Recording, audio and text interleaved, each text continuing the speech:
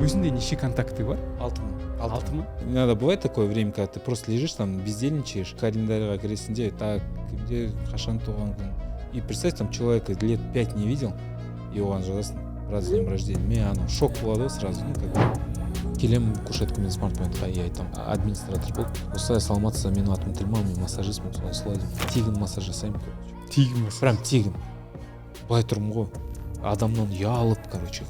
Бір бала келеді, татуировка, вообще такой деловой, уверенный, самоуверенный. Каннабис кейф. Бірінші клиент. Басында мойындамадым, бұл чөзі кәсіпкер не істейді деген.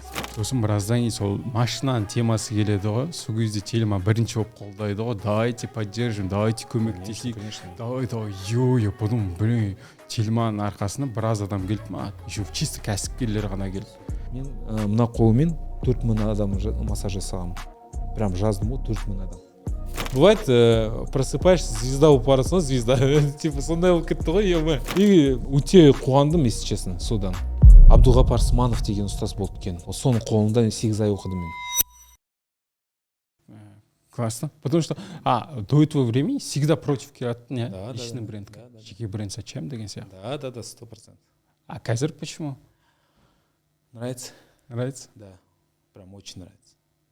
Прям я вижу, что я прям влюбляюсь, вот, как будто это мое, понимаешь? У меня даже гэллоп-тест сдавали, у меня показывает, что я блогер. Серьезно? Первые 5 қандай екен? Обаяние 9 у меня. Обаяние 9, базар жоқ. Сосын? И потом, вот оранжевые же, у меня все оранжевые. Инфлюенсик деген ба? Сол шкала, я? Все оранжевое, все. И у меня, оказывается, потом, там, когда разбирали меня, мне говорят, ты что, ты же настоящий блогер, короче. Ты умеешь, вот, типа, людей, там, типа, на себя вот так тянуть и такой, типа. Ну, прикольно, мне понравилось. Еще самый жақсы өткен ролик не болды? Михаил Дашкиевтікі болды, Yeah. По идее, сол қалай болды? Мен соның историясын. Все, мы начали, да? Да, все, начали, уже идет. А там Салем, что, такого нету? Нет, зачем сразу? Все, извини тогда, брат. Вообще шикарно, сразу бастап кеткен. Айта бер. Все, бауырым, рахмет. Бізде бәрі жеңіл форматта, андай қиын заученный текст жоқ. Бәрі свободный форматта, өзіме қызықты қонақтарды шақырамын, өзіме қызықты сұрақтарды қоямын. Ну, по факту жауап берсем болды, ең бастысы. Конечно. Михаил Дашкиевпен ролигін әдемі жинады. Ну, өте жақсы просмотр. Осы история қалай басталды негізі? Давай. Біріншіден, да, бауырым, рахмет мен шақыруға. Шақырдың мені. Мен сені уже бір жыл білем ғой, очень рад был, когда вот ты машину себе купил, вот вообще өте прям қуандым, да. Екіншіден, Михаил Дашкиев жайлы айтайын. Михаил Дашкиев вообще күшті кісі. Өте такой мейірімді, өте ондай ұнайтын да кісі, на самом деле. Ол даже инфобизнес болсын, там, вот, он отец Беннің әкесі ғой, на самом деле.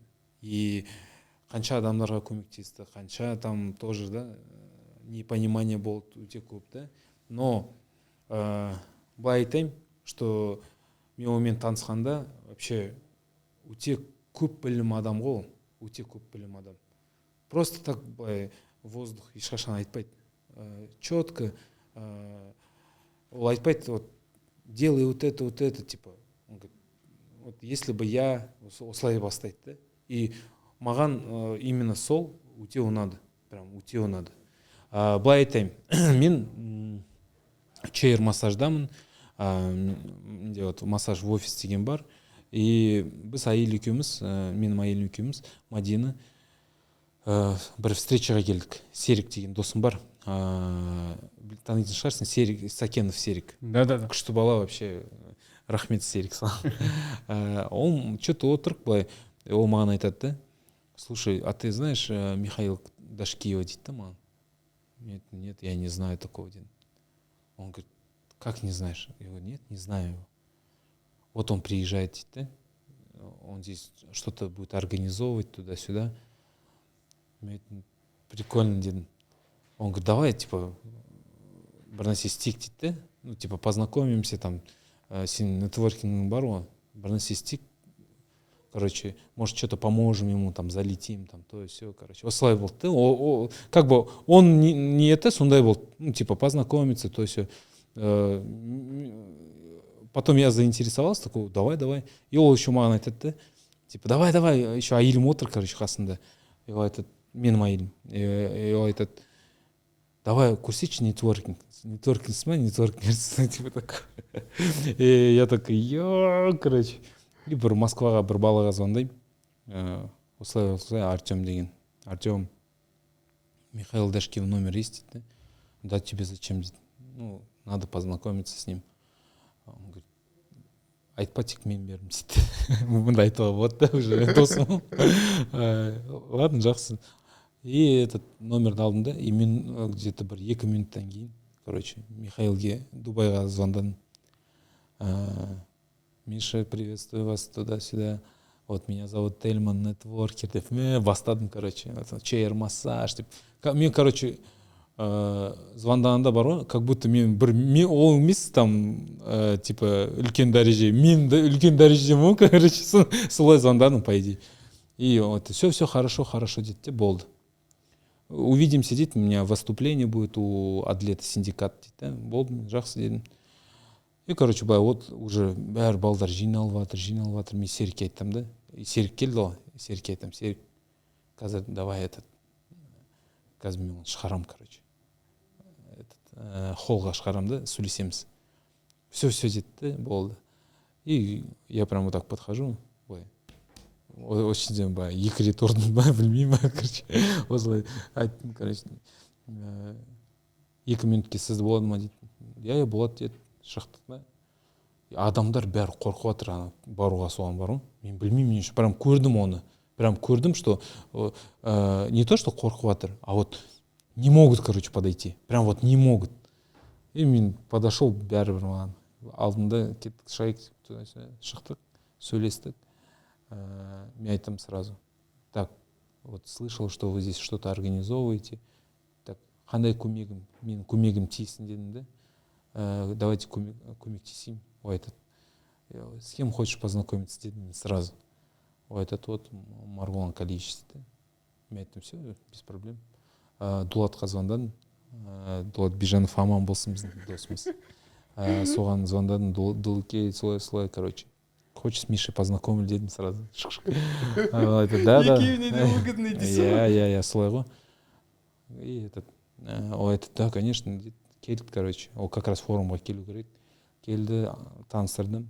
И уже 1-2 күн өтті. Короче, ол таныстырды. Ну, мне сразу, Дулатқа сразу айттым, брат, ты должен его познакомить. Все. Потому что у Дулата одно касание его. Ну, то есть, он уверенно айтады да, так, Макей, Марғұлан Қалиевич, осылай деп. Ну, как-то так. И все, и смотрю уже в сторисах, там этот уже отыр да, екеуі танысып, то все. Сосын Балиге барды да, оқуға. Осылай, короче, бәрі кетті ғой, цепочка, именно цепочка. Прикольно. И сосын ол Балиге барады. Балиде там группа болады, Михаил Гребенюк. Қазір Михаил Гребенюк уже Алматыға келіп жүр, соны оқу алған да. И маған өте қатты ұнады, что именно бізде осындай Марғұлан Қалиевич деген адамдар күштілер бар, что андай номер 1, можно сказать, там одни из лучших крутых там инфобизнесов, именно там Дашкиев, Гребенюк, Аяз деген да. Вот, олар прям Макені Марғұлан Қалиевичті өте күшті прям сыйлап, прям тыңдап, и они приезжают сюда, чтобы наставничество салуға. Это же қандай, и знаешь, прям ішінде прям столько довольства, прям вот, прям өте қуандым ғой соған, что күшті мына жігіттер именно Марғұлан Қалиевич қазақ, нағыз қазақ, сондай адамдарда білім алып жатыр. Шынымен күшті, себебі до этого время біздер андай метаморфоза тағы басқа болсын Москваға барып оқу үшін жүрдік. Конечно. Енді кездер Марғұлан ағаның сабағына келу үшін сол метаморфоза барлығын өткен кісілер, соның вообще основательдері бізге келіп оқиды. Пойди, капец мощненько, я? Мощный. На самом деле Марғұлан Қалиевичті өте прям күшті сыйлаймын, потому что Саулет ате вот әйелі да, жолдасы өте күшті адамдар на самом деле, өте. И что вот они собирают там людей, именно вот кайдзен, да, вот это на самом деле, я тоже там был, меня прям пригласили, вот Михаил Гребенюкпен бардым соған, өте надо, күшті прям, и Маргулан Калич, он прям көрсетіп не просто там вот делайте бизнес, делайте это, он прям өз группаны прям путешествиеға алып барады, сондай бірге жүреді, сондай қиындықтар бірмен күшті ғой сол, прям процесс настоящий. И вот сол ұнайды маған, да. Я бы хотел бы в будущем, чтобы у меня прям, я был тоже влиятельным человеком, успешным. Аллаху шүкір, уже потихоньку иду к этому, но тоже хотел бы прям создавать такие группы и прям не то, что кайфовать, а вот андай, да, полезность получить, да, чтобы прям, как объяснить, чтобы прям было очень полезно. И полезно для себя и для людей, на самом деле. Ну, как так. По идее, Тельманмен танысып қызық болды. Мен басында мен думал, что Тельман басында мойындамадым, бұл чөзі кәсіпкер не істейді деген сияқты ше. Біз басында Әділмен сөйлесіп, Әділ біздің клиент болды, соған бірге жүрген кезде. Сосын біраздан кейін сол машинаның темасы келеді ғой, сол кезде Тельман бірінші болып қолдайды ғой, давайте поддержим, давайте көмектесейік, давай, я подумал, блин, Тельманның арқасында біраз адам келді ма, еще чисто кәсіпкерлер ғана келді. Еще вообще таныс емес адамдар маған көрімдікке ақша жіберіп жатыр да. Мен жерде айтамын, капец. Потом қазіргі именно Инстаграмда көрсетіп жатқанды көремін да, мә, вот осы сенікі ғой деген ой болды. Прям это сенікі андай. То что рахмет бауыр. Контакты бойынша да қазіргі енді тренд жасап жатсың ғой. Өзінде неше контакты бар? 6000. 6000? Я. 6000, но не скажу, что я там со всеми общаюсь, но большинство из них прям жазам, там не надо там туған күнмен, там уже білем, да, қашан туған күн, там даже просто не надо, бывает такое время, когда ты просто лежишь там, бездельничаешь, просто календарьға кіресің де, так, кімде қашан туған күн.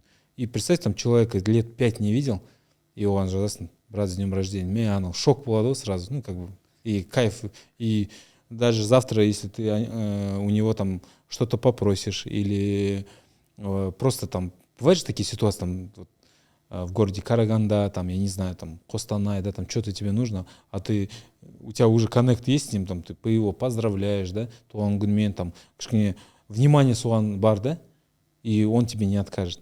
Мен ол 6000 адам туған күндері де бар ма не еще? Ну, конечно, там вот календарь заходишь, календарьға, там прям жазып тұр, именно туған күндері. И еще, да, вот у меня есть такое, и либо ты записываешь их туған күні, либо Фейсбукта, Фейсбукта вообще страшно шығады. Это конкретно лайфхак. И на самом деле еще классный такой лайфхак, что Инстаграм, уже сен өзің көріп атқан шығарсың, да, что Инстаграм уже как WhatsApp болып жатыр, да. Что уже люди не пишут тебе в WhatsApp, там WhatsApp это, наверное, уже последний, уже кішкене былай кетіп бара жатыр, да, а Инстаграмда там даже, вот так скажу, ты же сейчас вот это, ты же тренд ведешь вот этот классный, да, и я скажу, что Инстаграм, даже когда ты просто ставишь лайки, там огонек, это же внимание. И адам уже саған бар ғой, даже элементарно, ты его не знаешь, подписался на него, ставишь лайки, там комментарии свои пишешь, обратную связь даешь, да, и даже завтра ты его где-то встречаешь, все, ты уже четко ты его знаешь, короче. И у тебя уже коннект с ним есть. С ним бәрін білесің, не істейді ол. Қазір Инстаграм реально ничего не нужно, уже все в Инстаграме есть.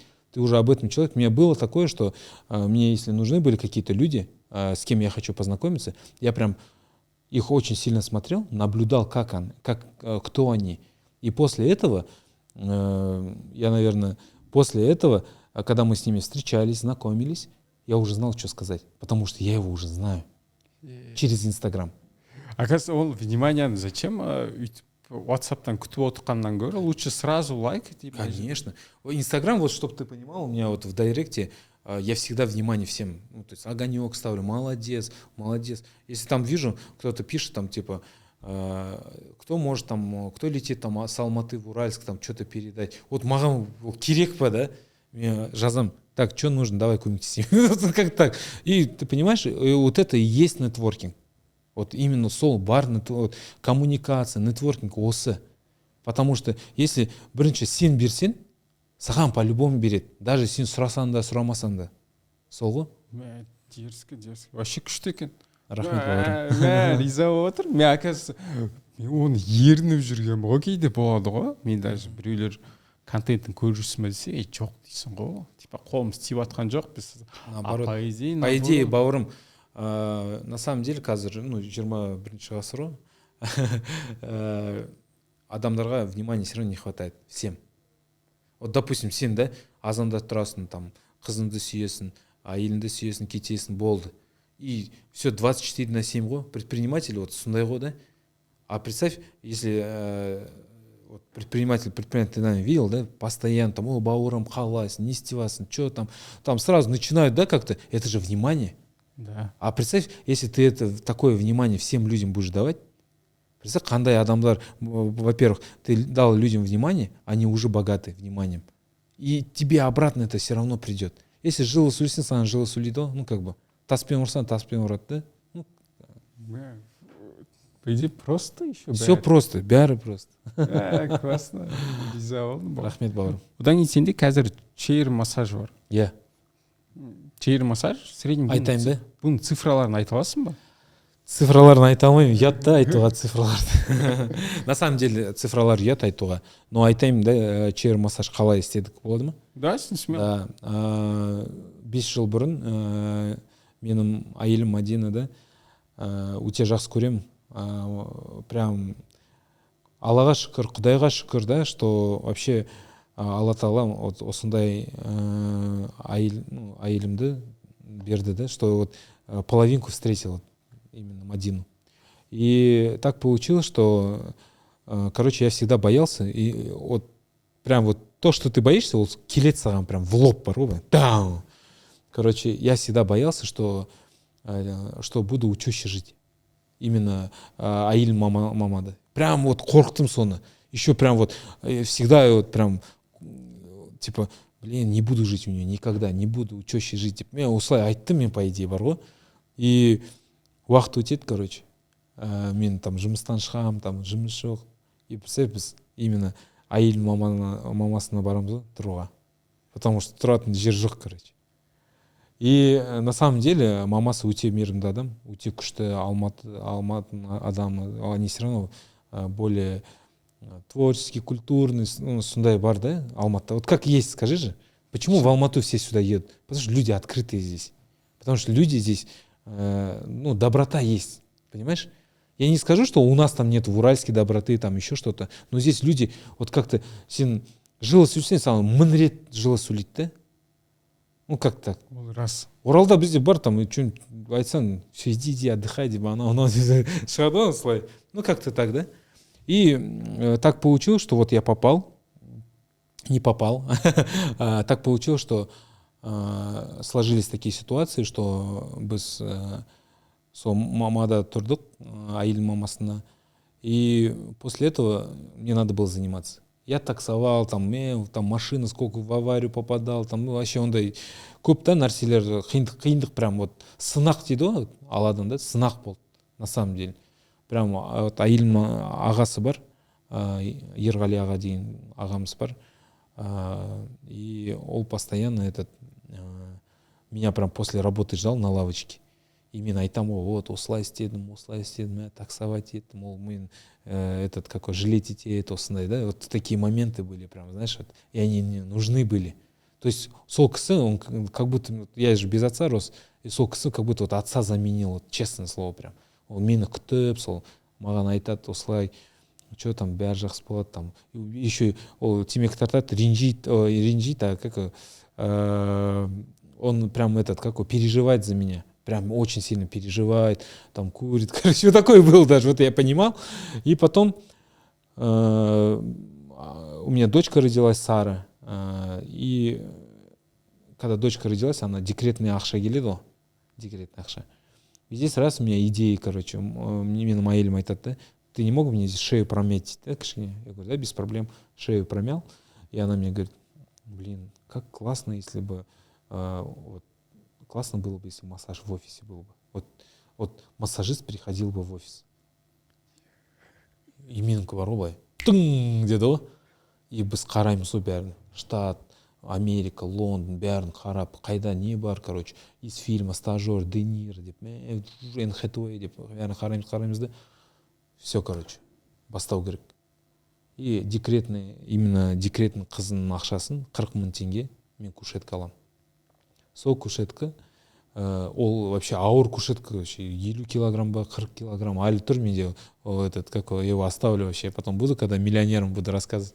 И соны кушетканы сонымен бүкіл жерде жүріп, солай жүрдік қой, прям жүріп бүкіл жерде. Сосын әйелімнің әкесі, ол охранник болып істеді юридический компанияда. Сол договариваться етті, біз келіп, представляешь, мен массаж жасаймын, әйелім қызбен былай тұрады да, продажа жасайды, представляешь. Осылай болды. И қазір былай вспоминать етесің ғой, да? Күшті вообще, надо. Наверное, вот здесь вот и образовался вот фундамент. Понимаешь? Именно фундамент того, что сейчас есть. Вот бывает же такое, вот ты сперва строишь дом, фундамент заливаешь же, и этот фундамент, он проходит вот такие испытания. И когда ты эти испытания проходишь, и там уже дальше строится дом. Вот как-то вот сондай, да, был кетті. И мен смартпоинтқа барам, келем кушеткамен смартпоинтқа, и айтам, администратор болды. Осылай саламатсыз, менің атым Тілман, мен массажистпін, солай деп массаж, тегін массаж жасаймын, короче. Тегін массаж. Прям тегін. Бірінші күлді, солай сен сияқты қазір күлесің ғой. Кір деді да, ана жерге тұра бер дейді да, еще туалеттің қасына қойды ғой, короче. Ол жерде кушеткамен барып па не? Я прям кушеткамен бардым. Сидячий кушетка. Сол келдім де, енді вообще, представь, былай тұрмын ғой, адамнан ұялып, короче, қалай. Бірінші рет қой, вообще, бірінші рет. И здесь бір момент, бір бала келеді, татуировка, вообще такой деловой, уверенный, самоуверенный. Прям осылай кетіп бара жатыр да, мен қараймын. Что за потом? Массаж не хотите, дедім? Да, давай, сейчас подойду, деді, руки помой, дедім, анау, короче, қолын жуып, каннабис кейф. Бірінші клиент. Класс, да. Представляешь? И отырды да, короче, массаж жасап жатырмын. Что-то, мен клиент наколкамен крутой ғой, короче. И қазір досым ғой, күшті бала. И алады да. Что там, бро, там, чувак, осылай сөйледі олар. Что там, как компания называется? Вот сторис тебя снимает. Мен компанияның аты жоқ даже. Білмеймін ғой, не айту. Брат, нет компании, ну и дальше массаж жасап жатырмын, короче. Именно на одежде шейный воротниковый зон.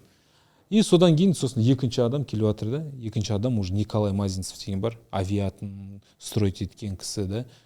Конечно, они купили там авиату, но на самом деле именно сол кісі өте, наверное, менің менторым, да, вот досым. Қазір былай жазасың ғой, там, қалайсың бауырым? Сәлем, достар, деп маған жазады осылай. Қазақша қазір жаттап жатыр да, біліп жатыр. Вообще күшті бала, вот Николай Мазинцев, вообще, вот настоящий досым ғой, прям вот настоящий, вот жоқ, да, вот этого лишнего әңгіме жоқ, короче. И содан кейін сол келді, айтады, так, а ол системный адам ғой, өте системный адам. Ол бәрі четко болу керек да, онда, прям четко. Ол, чтоб ты понимал, 12 сағат Ironman өткен адам ғой. 12 сағат без остановки. Ну, представляешь, да?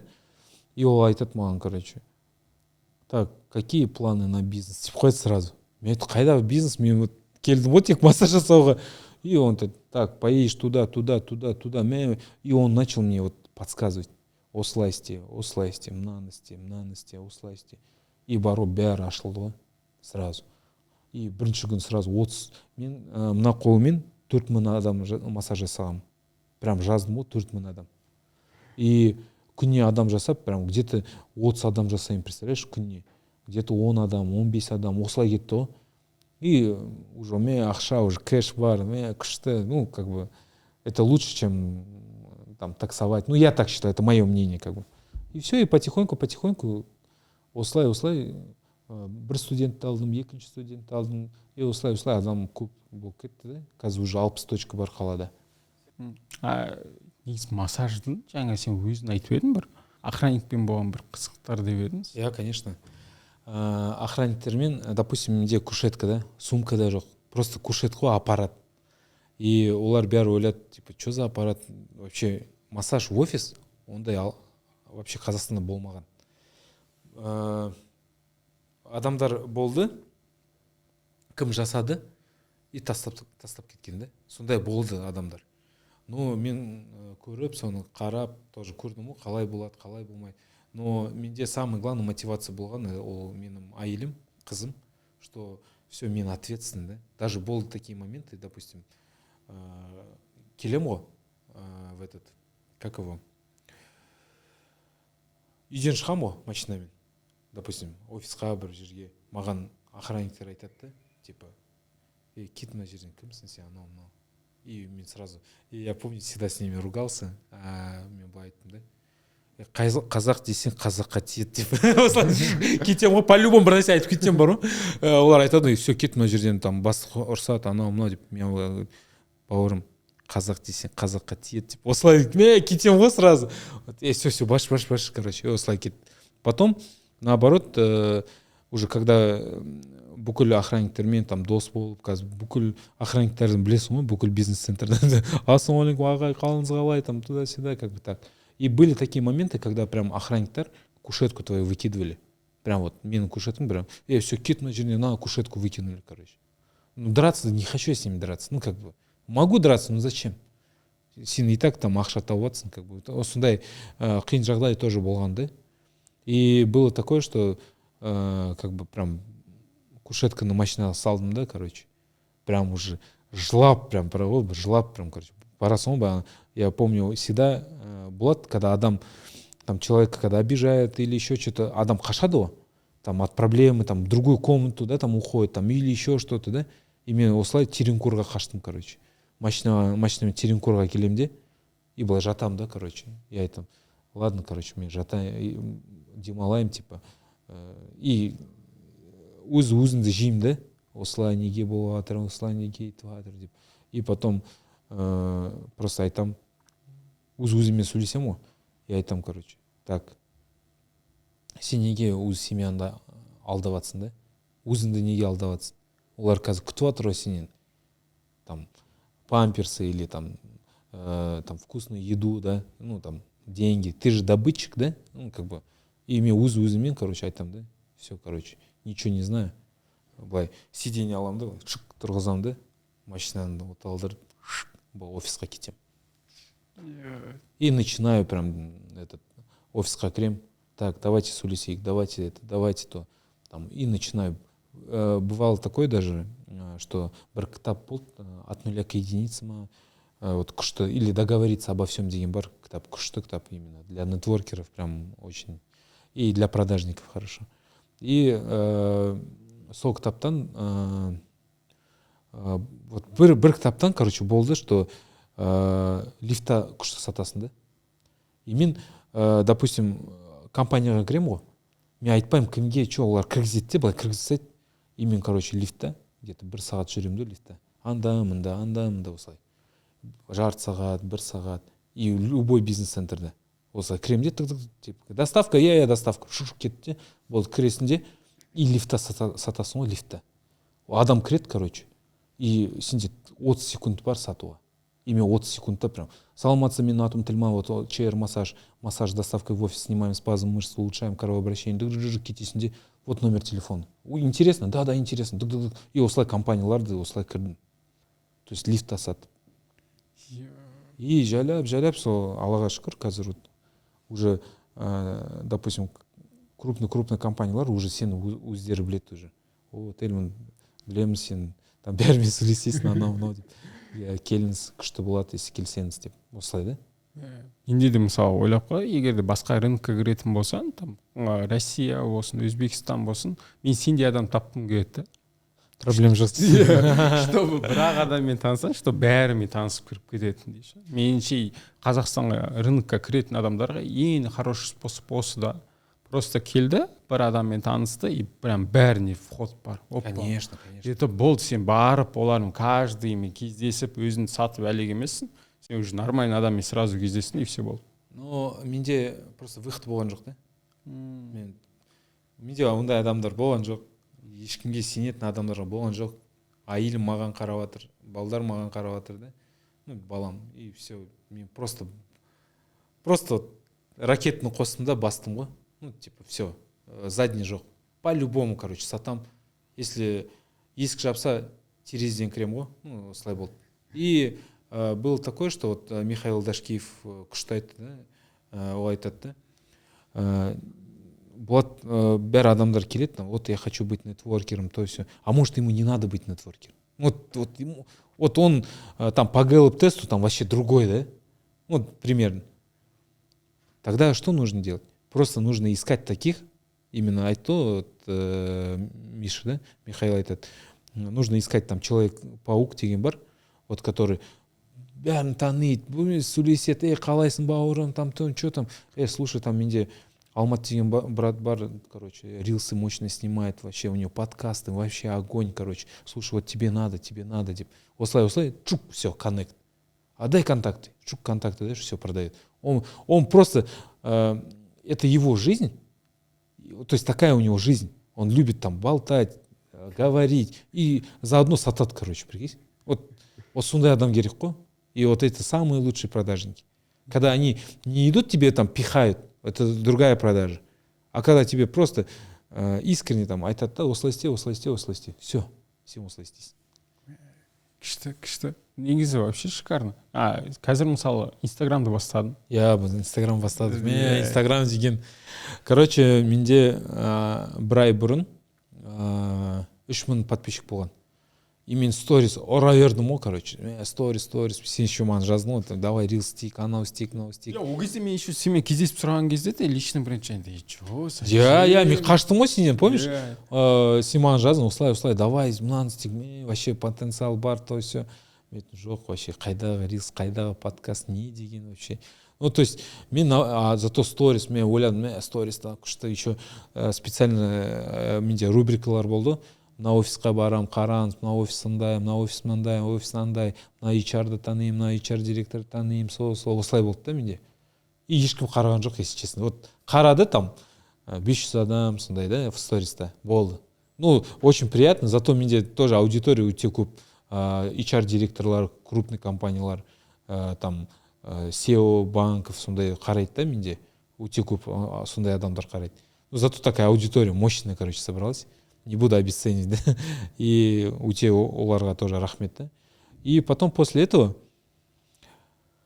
мен уже ойладым, все, короче, бір нәрсе істеу керек, короче, все, личный бренд.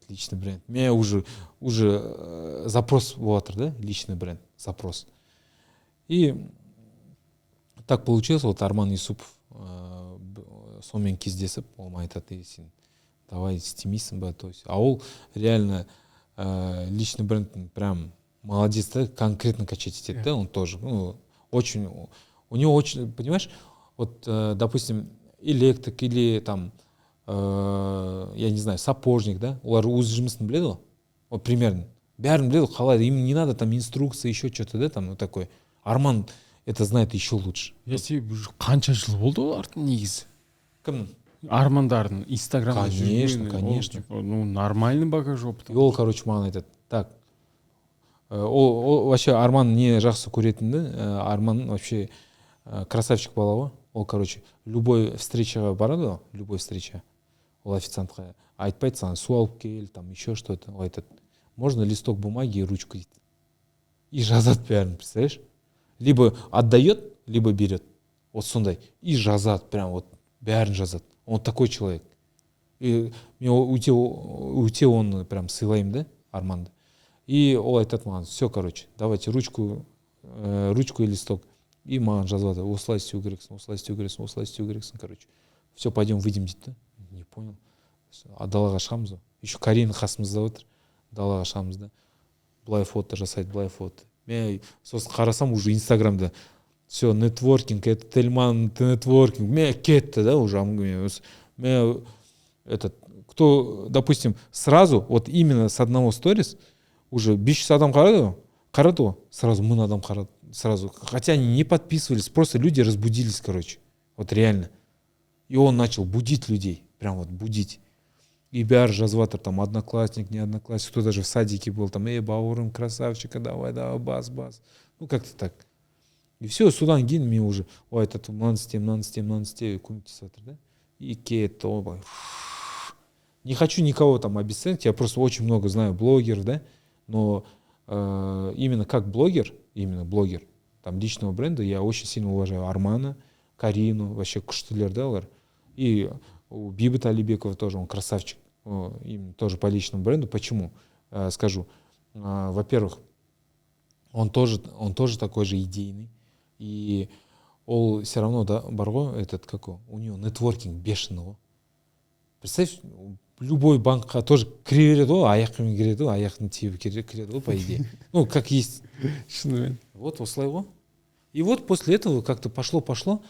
Потом Миша, вот с Михаил Дашкиев, он, короче, Балиде, он да вообще из СНГ қарайды ғой, по-любому, из СНГ. У него там просмотр тоже бешеный, по идее. И здесь он, короче, жазат, выступать етеді, и мен жайлы айтады. Вот Қазақстанда сондай Тельман деген бар, то все. И маған, короче, мені отмечать етеді адамдар. Тельман қара, Миша айтып жатыр сен жайлы, короче, то все. И мен Арманға звондаймын сразу. Арман, смотри, здесь такая ситуация, услай, короче. Арман, я хочу, чтобы это видео бомбануло. Прям вот так. То есть, понимаете, когда есть запрос у человека, в любом вопросе, в любом, если запросный болса бару, оно сразу 99% сбудется. Вот реально. И мне прям Арманға айтам, Арман, хочу, чтобы он бомбанул. Что делать? А Арман такой, короче, 2-3 фотографии, музыка скриптонит, именно положение. Сол музыка прям жүрекке ұрат, короче, давай, соны ғой. Короче, инструменттер ұрватыр. Смотрю, я уже смонтировали, там, Айдар деген уральский бір бала, мобилограф бала, күшті бала. Раз жасап жіберді, Арманға жіберем, вот, что, все, дейді, добро. Құям, короче. И соны құйғанда, қазір айтам, бір айда 700 адам қарады. 700 адам. 40 мың лайк қойған, короче. Мен уже бәрін қараймын, статистика, то все. Охват аккаунта 2 миллион сразу. Хотя менде ешқашан 2 миллион қарамаған адамдар. Ну, то есть, кірмеген там, 1000 адам қараған шығар, ну, как бы так, и все. А здесь прям, все. И маған прям жазып жатыр, бәрі репост жасап жатыр, клиент там, SEO банка, SEO компания, бәрі репост жасап жатыр. Да, типа, былай жазады, да?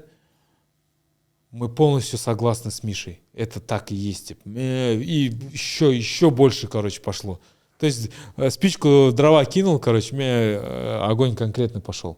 И прям мен әйеліме айтамын, қара, не болып жатыр мынау, не звезда болып кеткен соң, короче, мына жерде вот так әйеліме айтамын, так надо протереть там, и, короче, жайлап, уже этот предприниматель, чтобы понимали, бізде где-то мың сообщений келді ғой сразу, мың сообщений. Здравствуйте, Тельман, мен там Вьетнамнан, короче. Здравствуй, Екатеринбург, там, Воронеж. И клиент, он же россиянин, и клиент Россиядан жазып жатыр да маған. Осылай, Тельман, сіз нетворкер екенсіз, там инструментами поделитесь, то все. Мен былай қойдым ғой. Вот бывает, просыпаешься, звезда болып барасың, звезда. Типа сондай болып кетті ғой, ема. Золушка ма сондай. И өте қуандым, если честно, содан. Потому что маған өте, мен өзім сондай да, жақсы көрем, когда мен адам там жақсы айтады, мен жайлы. Потому что мен өзім стараюсь именно солай да, істеуге. И сразу Инстаграм, уже звезда болып кеткен соң, короче. И прям адамдар, и что, причем там не просто и простые, ну как бы, я не скажу, что не хочу делить людей, но у тех көп предпринимателей прям жазды ғой маған. Именно такие, причем серьезные предприниматели. Давай приезжай в Москву, все оплатим, там, то все, давай только приедь, сөйлесейік, там, анау, деп осылай. Окей, Қазақстанға келіңіз, Қазақстан күшті көрсетеміз, там, то сен тоже ұрватсың ғой, давай, келіңдер, там, короче. И, да, жайлап, осылай болып кетті, да. По идее, нетворкинг деген нәрсені қаяқтан басталған бұл барлығы? Потому что мысалы хоть арманға барсаң да оғанға дейін ол сен нетворкер деген мысалы не үшін ондайды айттық екен? Потому что мен бар ғой, на самом деле үйден шығамын ғой, мен бәрімен сөйлесемін ғой, сөйлесе беремін бәрімен. Саламатсыз, қалыңыз қалай? Ой, тәте, қалайсыз там? Ой, там дворник жүреді, қалайсың бауырым, жақсы ма бәрі? Я, что там? Нормально ма? Зарплата төлеп жатыр ма? Я төлеп жатыр. Все уже communication болып кетті ғой. И прям бәрімен там коммуникация сөйлесесің, просто сұрайсың, что қалай. Даже мен күнде 11 офис объезжать етемін. 11 офис. Вот чейр массаж болғанда. Представь, 11 встреча. Бір офисқа кіресің ғой, бір офиста 100-ден 200 адам отырады. И бәрімен амандасамын ғой, бәрімен. Сөйлесіп, что, как дела, вот менің задачам сондай болды ғой. То есть, Аллаға шүкір, сол чейр массаж там көп ақшада алып келмесе де, тек көп таныс берді, именно адамдармен там коммуникация, нетворкинг деген. И содан кейін бәрі, он точно нетворкер, он точно коммуникации. Все, давайте, он точно такой, деп. И уже адамдар уже реально начали это подтверждать. И когда люди тебе подтверждают, сен уже айта алмайсың, сен ондай емессің деп. Ну реально. И содан кейін мен болды кеттім. Бір ролик бар ютубта, өте күшті ролик. Әйелмен күйеуі отырады ғой. Әйелде, короче, мына жерде гвоздь прям, вот гвоздь. Күйеуі прям көріп жатыр, да, что причина, это просто нужно вот эту гвоздь убрать и все. Әйел айтады, ой, ты опять там что-то мне там голову морочишь, всегда, вот ты мне всегда вот так говоришь. И тыңдамай жатыр, да? То есть не может принять это, что... А вообще на самом деле просто адамдар, олар тоже... Адамдар этот, как его... Ну, они же простые, ну, то есть они же понимают вещи. Со стороны, по-любому, когда адамды көргенде, со стороны же видно, что ему нужно. Вот реально, что ему нужно. И когда он со стороны, ты это видишь, ты ему это говоришь, человек должен это принимать тоже. Ну, то есть где-то принимать, где-то нет, конечно. И когда эти вещи, ты будешь это понимать, тебе легче будет жить на самом деле. Вот бәрі біледі, да, сен, вот сен, допустим, айтишник, да? Вот сен айтишник, істеватсың, не на любимой работе, там, саған бәрі айтады, Алмат, сен вообще, ты же нереально организатор. Сен алдында бізге волейбол организовать еттің, там, ивент организовать еттің.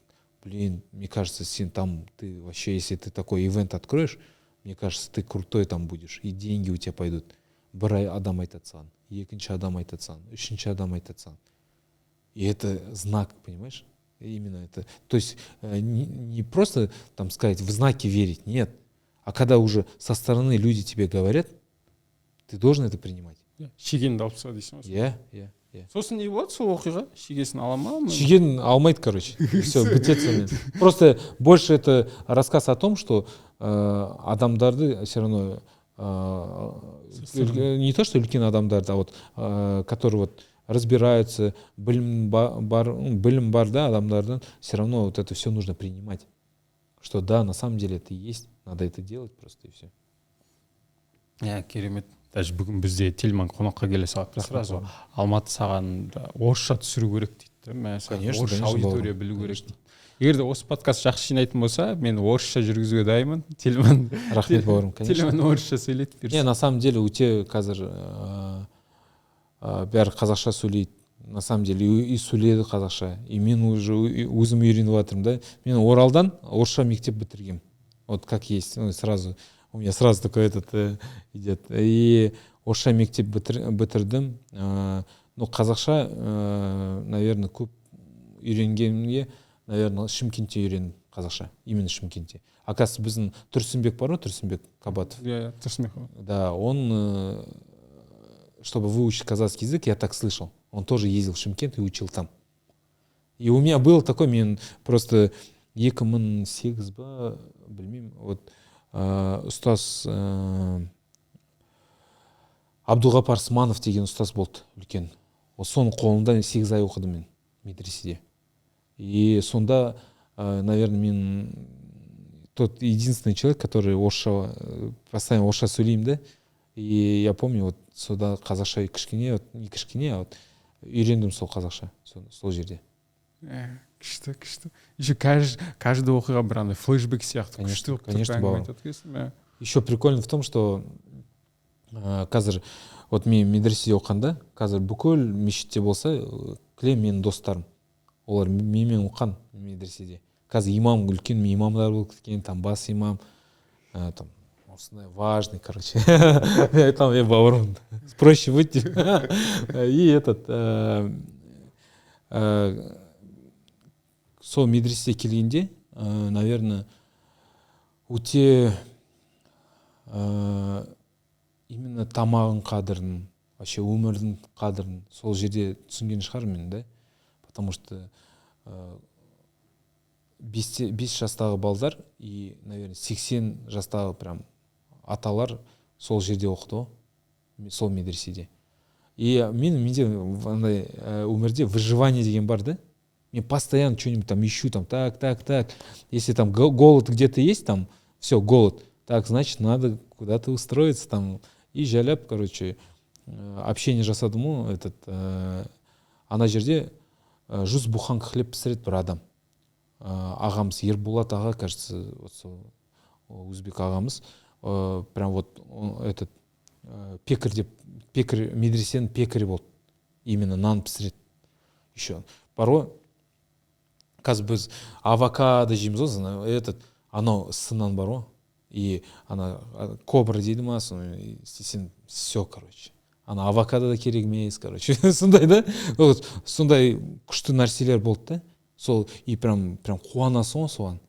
И я помню, сол Ерболат аға келдімде, жайлап такая шпион келдімде, так, Ерболат аға, давайте мен сізде этот помощник пекарь болайын, анау деп. О, давай, күшті. Давай, кел деді. И все, мен пекарь болып істедім медреседе. Нан пісірдім, короче, вот это все. И специально екі духовка қалдырамын, онадай, короче, тесто так ставлю, екі духовка қоямын да, и кешке таман, короче, медреседен кейін, бәрін Құраннан кейін балдар шақырам. Данияр деген бауырымыз бар, бүкіл достарымды шақырам да, кішкентай балдарды там. И олар каждый алып келеді там кішкене этот компит, кто-то там кобру принесет, кто-то еще что-то осындай.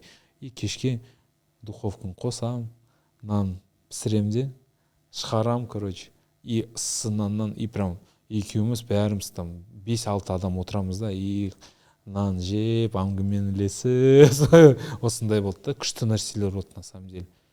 Біз сағат 5-те тұрамыз, 3 километр жүгіреміз, Құран оқимыз, сосын жинаймыз, бүкіл жинаймыз, сосын еще, допустим, алып барады ана капустаға, помидор, там сондай жинайсың, короче, сол күшті вообще. Вообще, если честно, сол медресе өте күшті нәрселер берген, на самом деле, который прям вот өмірде өте көмектесетін нәрселер. Дұрыс, құндылықтар сол жерде қалыптастырды. Конечно. Сол жерде мен бір пара Құран жаттадым, там, хотя постоянно орысша сөйледім да, ну, и сол жайлап там қазақша сөйлеп, тақсыр, мақыл, жүрересің, күшті нәрселер болған на самом деле. Өте ұнайды. Қазір вот, хотя уже қанша жыл өтті да, сол вспоминать еткенде прям күшті ғой. Прям жүрекке прям тиеді өте. И сол медреседе оқығанда менде еще этот вообще өмірде қиындықтар, сынақтар өте көп болған. И я помню, біздерде этот, как его, когда-то вот я познакомился именно помощником акима, именно Оралда. Ол маған өте күшті көмектесті, да? Там общежитие берді, сондай вот история, уже отдельная история. И бізге прям общежитие берді, мамама, мен інімге, там маған да. И сол кісімен мен сөйлесіп, постоянно поддерживать етіп, там әңгімелесіп, сол кісімен солай істедім. Сосын сол кісі акиматты Шымкентте істеді. И мен как раз медреседе оқып жатырмын, чтобы ты понимал. Медреседе оқып жатырмын. И сол кісіге звондаймын, осылай Шымкентке келе жатырмын деп. Все, давайте. Ол хотя там должность үлкен. И ол маған звондайды, давай кездесейік дейді да. Все, кездестік. И просто не үшін мен оны айтып жатырмын, потому что сол кісі, ол просто не просто там ол акиматта істейді или еще что-то, жоқ. Оның дәрежесі просто адам да, ол адам, күшті адам. И ол, помню, көмектесіп там, так, что там, оқу қалай там, жақсы үйреніп жатырмын, қазақша үйреніп жатырмын, молодец там. Бәрі нормально, бәрі жақсы. Айтады, так, там кішкене былай ақша береді, давай там кішкентай балдарға там компьютер ал, там то все. И мен помню, мынандай пакет где-то 10 килограммовый барбарис бар ғой, барбарис. Соны аласында медресеге келесің. И соны алып келгенде балдар қуанып, прям анау барбарис бар ғой, как будто мен білмеймін даже. Қазір ол сникерс шығар, да? Я не знаю, прям для нас барбарис там это что-то прям было. И вот соның қадірін прям түсініп, солай болды да. Күшті. Өте керемет негізі. Рахмет, бауыр. Маған ұнады бүгінгі подкаст. Жалпы осы подкаст бойынша сенің отзывыңды алсақ, қалай өтті? Конечно. Адамдар не үшін көру керек? Да. Вообще, мен против болдым, ана личный бренд деген, Инстаграм, подкаст деген, сен білесің ғой, бауырым. И қазір мен өте сол нәрселерді өте жақсы көремін да. Прям вот берілініп жатырмын да соған. И маған өте ұнайды, когда там даже комментарии, вот на самом деле говорят же, не будьте жадными даже в комментариях. Вот люди жадные, там не, люди думают, что люди должны быть жадными только там в деньгах там или еще чем-то, да. Но адамдар даже суге даже жадные, да. Ну в комментарии напишешь, зато Алматыда көп просмотр болады, комментарий болады. И поэтому мне кажется, вот эти вещи я начал понимать. На самом деле, что это очень важны, что подкасты или там Инстаграм — это люди не лодыри, это люди очень трудолюбивые, которые хотят ваше мнение, и они хотят ваше хорошее мнение. Потому что там выходит, там, допустим, подкаст, по-любому он қарайсың, кім жазып жатыр, кім комментарий, это же важно, потому что это твоя работа. И поэтому я бы хотел бы вот поблагодарить, біріншіден, Алла разы болсын саған, бауырым, что вот командаға, что үлкен рахмет, да, что шақырдыңыз мені. Но хочу отдельно сказать, что нужно ценить это. Ну, то есть вы даете что-то такое, потому что у нас сөздер могут быть полезны. Потому что біз қалай, вот Алладан сұраймыз, дуа, да? Дуа сұраймыз, а сол дуадан результатты кім береді? Адамдар береді. Может, даже вот эти, что вы снимаете, может, какие-то слова очень сильно повлияет на людей и изменит их жизнь, изменит вообще полностью жизнь. Может, они станут еще счастливее, понимаешь? Может, они заработают денег, там, я не знаю. Либо сол сөздер прям жүрекке кіріп кетеді. И вы делаете большую работу. Ну, вот как-то так. Алла қаласа, түсірген подкасттарым жүректен орын алса, ең бастысы сол. Иншалла. Алла қаласа. Одан кейін тағы бір нәрсе. Қазір маркетинговый часть болады бізде. Да. Маркетинговый часть, бұл кісілерді подкаст көрген, возможно, подписка істеген. Иә. И жақсы комментарий жазған кісілерге не сыйлай аламыз? Так, интересно. Мен білмеймін, допустим, мен там мұғалім емеспін, там не скажу, что я там прям вот крутой бизнесмен, там я предприниматель, у меня опыт бар, да, там если, допустим, что-то разыграешь, могу там быть, встречу могу одну дать свою. Допустим, если есть такой человек, который там реально не просто то, что я там что-то ему готовое дам, нет, я могу с ним, допустим, подсказать что-то или там познакомить, если он захочет. Ну там типа, почему нет? Пускай это будет мотивация, так что этот. Иә, күшті, керемет. Ең жақсы комментарийға онда Тельманмен кездесу онлайн или офлайн форматта. Егер Алматы қаласында болсаңыздар офлайн. Все, онда рахмет үлкен. Рахмет бауырым саған. Алла разы болсын. Дерзкий өтті.